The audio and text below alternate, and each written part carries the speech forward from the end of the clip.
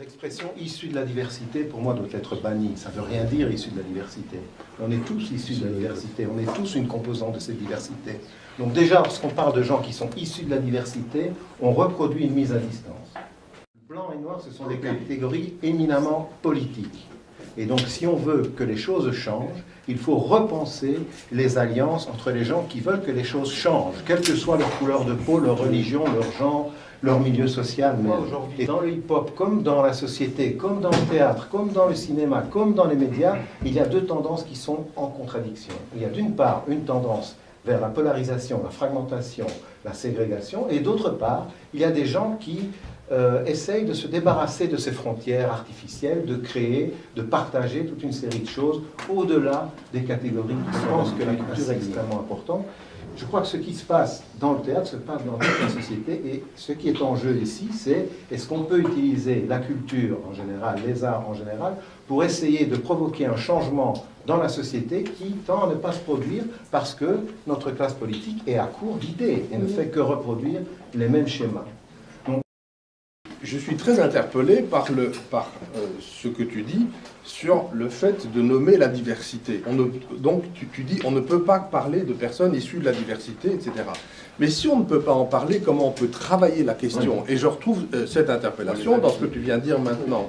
Or, moi je pense que ce qui ressort de la table ronde d'aujourd'hui, c'est comment il y a des paroles, il y a des vécus qui sont extrêmement précis, qui sont extrêmement violent dans les images qu'il ramène.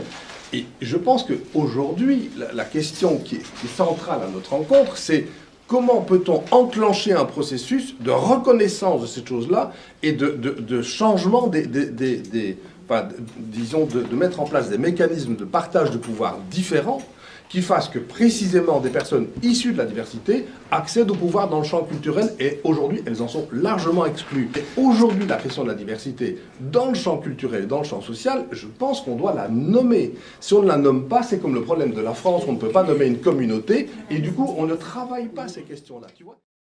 Le risque de ne pas nommer, c'est une problématique qui a été structurante dans le numéro, c'est de rendre invisible le phénomène, de mettre à même niveau en fait toutes les urgences politiques. Il y a effectivement une urgence politique des descendants d'ouvriers, dont je fais partie aussi, mais il y a une urgence politique peut-être plus forte encore de ceux qui sont multistigmatisés. Donc à mon avis, nommer même avec les mots de l'adversaire, c'est ce qu'ont fait tous les mouvements émancipateurs, à commencer par les Black Panthers, à commencer par tous les mouvements afro-américains, c'est de reprendre le discours de haine et d'en faire un élément de fierté en fait. Donc même un mot qui est associé à tout cet historique-là, parce qu'il y a aussi un courant aujourd'hui qui dit alors il ne faut plus parler de race, faut plus parler, parce que tout ça c'est entaché par le passé.